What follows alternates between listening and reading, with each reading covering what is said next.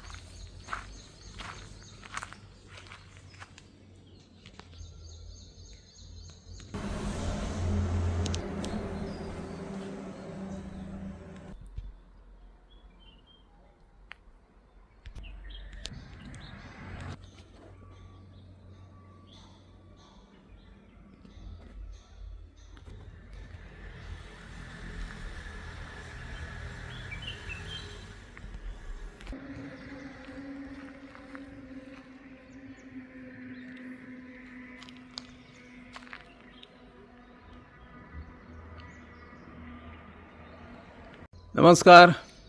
सध्या आम्ही धारगळ जे जलसिंचन खात्या अंतर्गत या ठिकाणी निवासी गाळे आहेत आणि काही निवासी गाळ्यामध्ये कर्मचारी वास्तव्य करतात, तर काही निवासी गाळे जर या ठिकाणी चित्र बघितलं तर भूत बंगलासुद्धा चांगला असेल, परंतु त्याही पलीकडे जात हे गाळ्यांची स्थिती खरं म्हणजे सरकारने याकडे का दुर्लक्ष केलं हा एक मोठा प्रश्न आहे. आजकाल सरकार वेगवेगळ्या माध्यमातून वेगवेगळे प्रकल्प यावेत, विकासात्मक प्रकल्प किंवा निवासी गाळे तयार व्हावेत, एखादा विकासात्मक प्रकल्प व्हावा म्हणून शेतकऱ्यांच्या जमीनदारांच्या जमिनी ना हरकत दाखल्यातून घेतात, काही प्रमाणात ॲक्वायर जमिनी करून सरकार आपल्या ताब्यात घेतो आणि त्या ठिकाणी असे प्रकल्प उभारत असतात. या ठिकाणी जो जलसिंचन खात्याचा परिसर आहे आणि या ठिकाणी अनेक जे गाळे आहेत त्या गाळ्याची स्थिती जर बघितली तर या ठिकाणी राहणं देखील मुश्किल झालेलं आहे. हे निवासी गाळे सध्या एखादे मद्य पीत करणारे किंवा दारू जुगार खेळणाऱ्यांचे अड्डे बनल्याचंही चित्र दिसून येत आहे. या ठिकाणी कसल्याच प्रकारच्या सोयी नाहीत आणि दुर्लक्षित झालेला हा परिसर असल्यामुळे या निवासी गाळ्यांची स्थिती भयंकर दिसत आहे.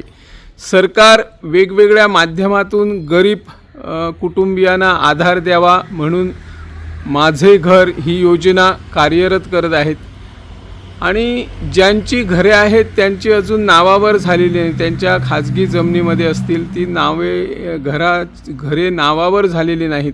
परंतु या ठिकाणी सरकारने एखादा चांगला प्रकल्प जे निवासी गाळ्याचा वापर होत नाही त्याकडे जर रेजिडेन्सी कॉम्प्लेक्स आणला आणि ज्यांना खरोखरच घरे नाही अशा गरीब जनतेला घराची सोय किंवा माझा फ्लॅट ही योजना अंमलात आणून या ठिकाणी जर तशा प्रकारचे छोटे छोटे फ्लॅट उभारले आणि ते गरिबांना दिले तर सरकारचं कौतुक याही पलीकडे होईल आणि त्या नजरेतून सरकारने असे प्रयत्न करायला हवेत.